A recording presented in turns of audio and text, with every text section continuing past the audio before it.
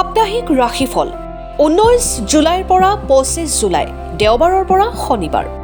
নমস্কাৰ বন্ধু বান্ধৱীসকল, জুলাই মাহৰ এই সপ্তাহ আপোনাৰ কেনেদৰে যাব জানি লওক আমাৰ এই ভিডিঅ'ৰ জৰিয়তে।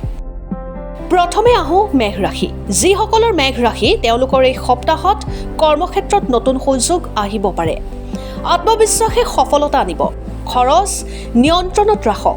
প্ৰেম জীৱন ৰোমান্টিক হ'ব। প্ৰিয়জনৰ সৈতে কটোৱা সময় মধুৰ হ'ব। স্বাস্থ্যৰ ক্ষেত্ৰত বিশ্ৰাম লোৱাটো প্ৰয়োজন। ইয়াৰ পিছত আহিছোঁ বৃষ ৰাশি। আৰ্থিক অৱস্থা উন্নত হোৱাৰ সম্ভাৱনা আছে। ব্যৱসায়ীসকলে নতুন গ্ৰাহকৰ সৈতে সংযোগ স্থাপন কৰাৰ সুযোগ পাব পাৰে। কৰ্মক্ষেত্ৰত আপোনাৰ পৰিস্থিতি আৰু বিশ্বাসযোগ্যতা বৃদ্ধি পাব। নিজৰ কামত অবিৰাম প্ৰচেষ্টাই আপোনাক সফলতা প্ৰদান কৰিব। পৰিয়ালৰ সৈতে সুখৰ সময় কটাব। নতুন বিনিয়োগ কৰাৰ আগতে ভালদৰে চিন্তা কৰিব। ইয়াৰ পিছত আহিছোঁ মিথুন ৰাশি। এই সপ্তাহত যোগাযোগ দক্ষতাই লাভ দিব। চাকৰি বা ব্যৱসায়ত ইতিবাচক পৰিৱৰ্তন হ'ব পাৰে। চাপৰ মাজতো শান্ত থকাৰ ক্ষমতাই আপোনাৰ কৰ্মক্ষেত্ৰত সন্মান আনিব।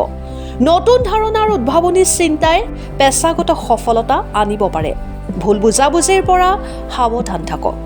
ইয়াৰ পিছত আহিছোঁ কৰ্কট ৰাশি। মানসিক চাপ কিছু বৃদ্ধি পাব পাৰে।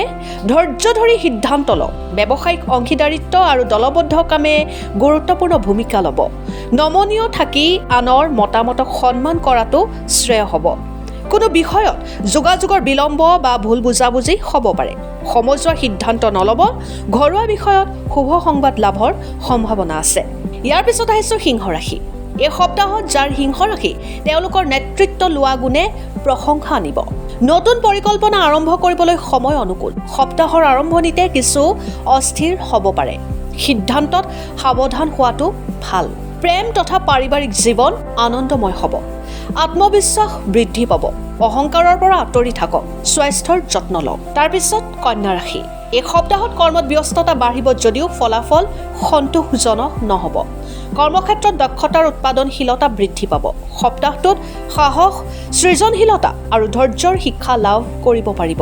শিক্ষাৰ্থীৰ বাবে সপ্তাহটো শুভ। আৰ্থিক দিশত স্থিৰ থাকিব। ইয়াৰ পিছত তুলা ৰাশি। সম্পৰ্কত মধুৰতা বৃদ্ধি পাব। অংশীদাৰিত্বমূলক কামত লাভৰ সম্ভাৱনা আছে।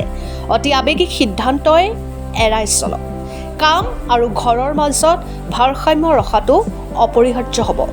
চাকৰি সম্পৰ্কিত কিছু সিদ্ধান্তৰ বাবে সতৰ্ক বিবেচনাৰ প্ৰয়োজন হ'ব পাৰে। এই সপ্তাহত আত্মবিশ্বাস আৰু নতুন সৃজনশীলতা আহিব। দলবদ্ধ কাম আৰু উদ্ভাৱনে ইতিবাচক ফল দিব।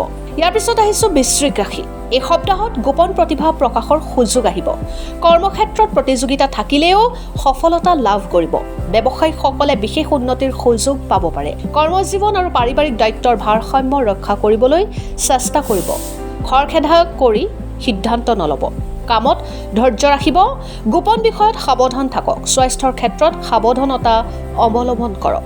ইয়াৰ পিছত আহিছোঁ আমি ধনু ৰাশি। এই সপ্তাহত ভ্ৰমণৰ সম্ভাৱনা আছে। নতুন শিক্ষা বা দক্ষতা আহৰণৰ বাবে অনুকূল সময়। আৰ্থিক লাভ হ'ব পাৰে। বন্ধুৰ সহযোগিতাই আত্মবিশ্বাস বৃদ্ধি কৰিব। গুৰুত্বপূৰ্ণ সিদ্ধান্ত লোৱাৰ পূৰ্বে পৰিয়ালৰ সদস্যৰ মতামত লওক। আপুনি নেতিবাচক চিন্তা আঁতৰাই ৰাখি আত্মবিশ্বাসেৰে কাম কৰক। সফল হ'ব। ইয়াৰ পিছত আহিছোঁ মকৰ ৰাশি। এই সপ্তাহত আপোনাৰ দায়িত্ব বৃদ্ধি পাব। কঠোৰ পৰিশ্ৰমৰ ফল লাভ কৰিব। প্ৰযুক্তি খণ্ডত কাম কৰা লোকসকলে নিজৰ দক্ষতা প্ৰদৰ্শনৰ সুযোগ পাব। সঠিকভাৱে পৰিশ্ৰম কৰিলে আশা কৰা সাফল্য অৰ্জন কৰিব পাৰিব। প্ৰেম জীৱনৰ বাবে এই সময় ভাল। পৰিয়ালৰ সৈতে সময় কটোৱাটোৱে মানসিক শান্তি দিব। ইয়াৰ পিছত আহিছোঁ কুম্ভ ৰাশি। আপুনি এই সপ্তাহত সৃষ্টিশীল কামত সফলতা লাভ কৰিব। বন্ধুৰ সহায় পাব। খৰচৰ ক্ষেত্ৰত সংযমী হওক। এই সপ্তাহত আপোনাৰ আৰ্থিক দিশ ভাল হ'ব। প্ৰেম জীৱনত এক চমকপ্ৰদ ঘটনাৰ সন্মুখীন হ'ব। গুৰুত্বপূৰ্ণ কাম পেলাই নাৰাখি মুহূৰ্ততে সম্পূৰ্ণ কৰাটো ভাল হ'ব। সাৱধানেৰে প্ৰতিটো কাম কৰক। সফল হ'ব। ইয়াৰ পিছত আহিছোঁ মীন ৰাশি। এই সপ্তাহত আপুনি অপূৰ্ণ কাম সম্পূৰ্ণ কৰাৰ সুযোগ পাব।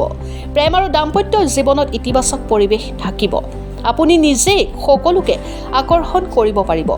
বৈবাহিক জীৱনত উৎসাহিত অনুভৱ কৰাৰ সুযোগ পাব। কৰ্মক্ষেত্ৰত প্ৰতিদ্বন্দ্বীৰ পৰা সাৱধান থাকক। শাৰীৰিক সমস্যাৰ উদ্বেগ আওকাণ নকৰিব।